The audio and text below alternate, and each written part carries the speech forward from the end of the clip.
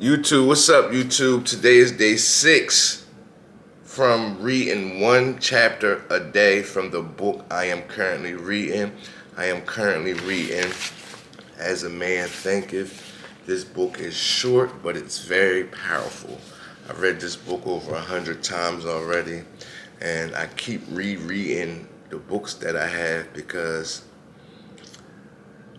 every time I read the book again, I see something that I didn't see the first time. You know what I'm saying? So I always like rereading my books.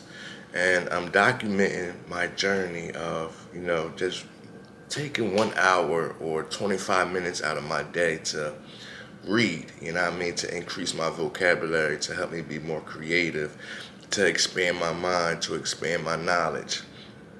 And I just wanted to document this journey. The title for today is Visions and Ideas, and we're just going to jump straight into it. This chapter is kind of short, so it ain't going to take me long. Visions and Ideas. The dreamers are the saviors of the world, as the visible world is sustained by the invisible. So men, through all their trials and sins and sordid vocations, are nourished by the beautiful visions of their solitary dreamers. Humanity cannot forget its dreamers. It cannot let their ideas fade and die. It lives in them. It knows them as the realities which it shall one day see and know. Composer, sculptor, painter, poet, prophet, sage. These are the makers of the afterworld, the architects of heaven. The world is beautiful because they have lived. Without them, laboring humanity would perish. He who cherishes a beautiful vision, a lofty idea in his heart, will one day realize it. Columbus cherished a vision of another world, and he discovered it.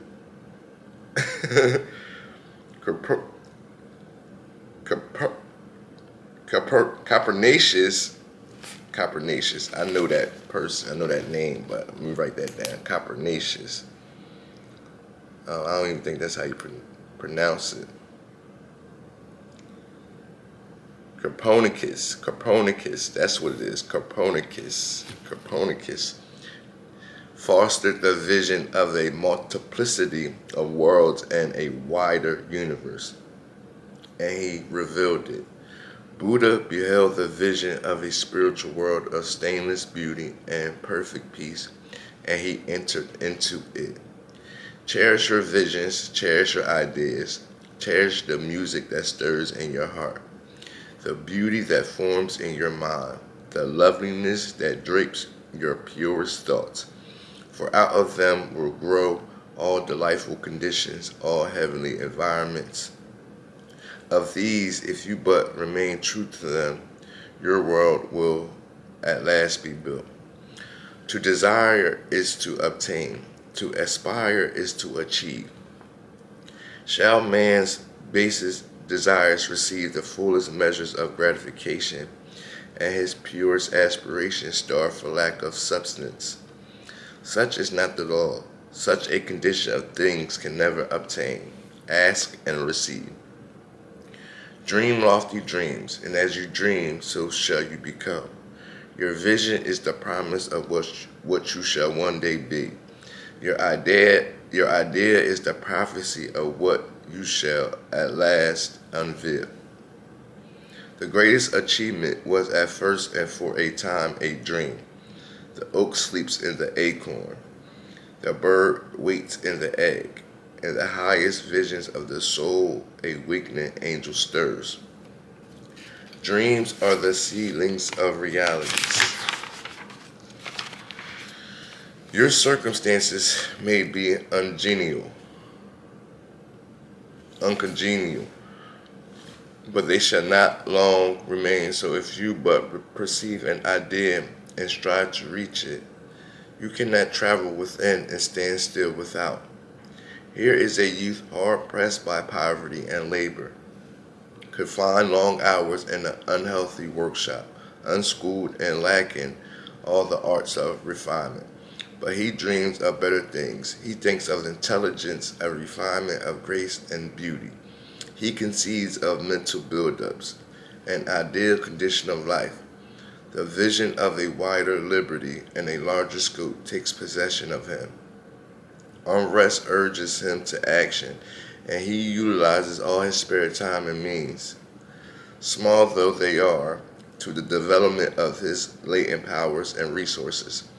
Very soon, so altered has his mind become that the workshop can no longer hold him, and has become so out of harmony with his mentality that it falls out of his life as a garment is cast aside, and with the growth of opportunities which fit the scope of his expanding powers, he passes out of it forever.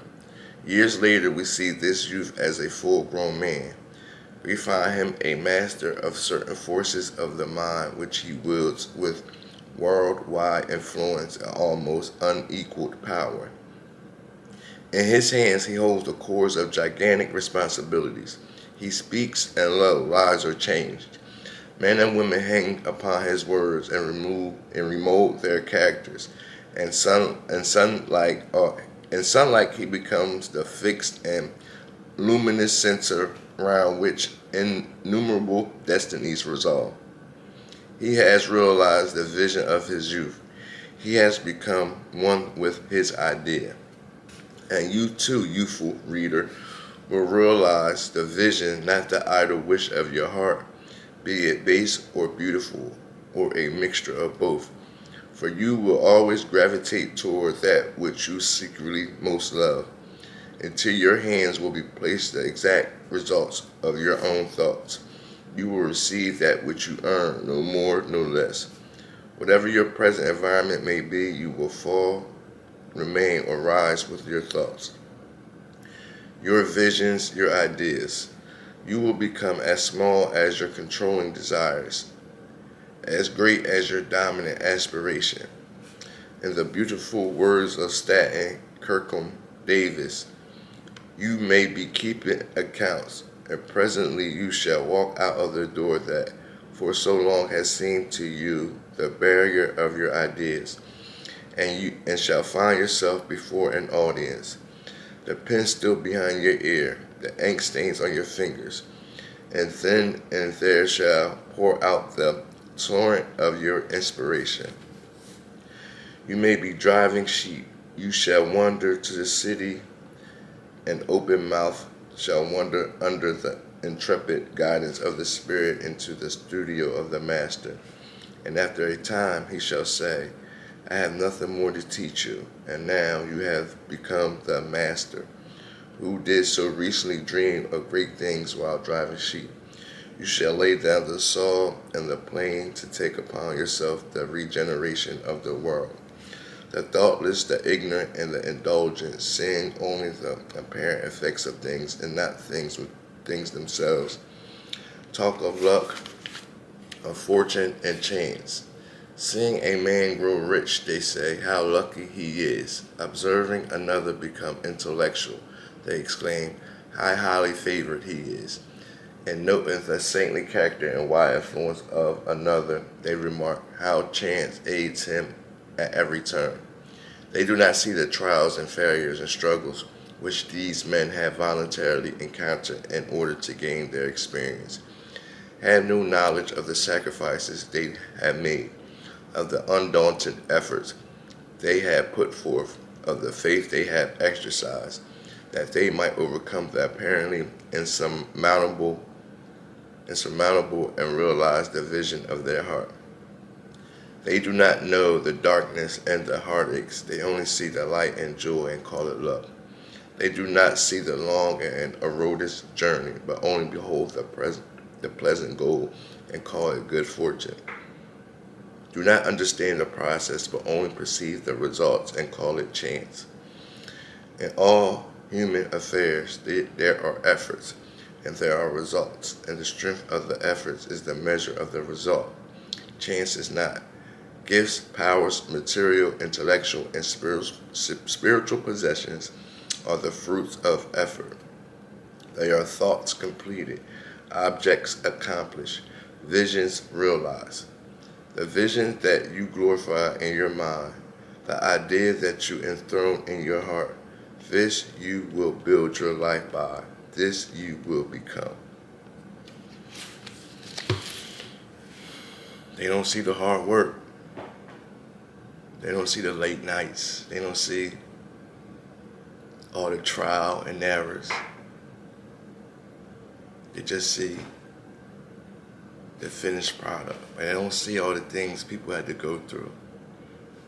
They don't see when you sit here reading, trying to gain knowledge. They don't see when you failed 100 times. They don't see when you was broke. They only see people clapping for you. Like, I grew my Instagram account from 0 to almost 200,000 followers. I grew my Facebook account from 0 to 60,000 followers. I grew my TikTok account from 0 to 34,000 followers. I got almost 4,000 subs on YouTube. I made well over 5 figures, almost 6 figures. My first clothing brand, I made my first 5 figures with my first clothing brand.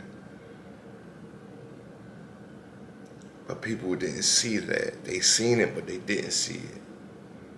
They ain't see me uploading every day. Like I'm uploading now on YouTube and I'm not getting no views.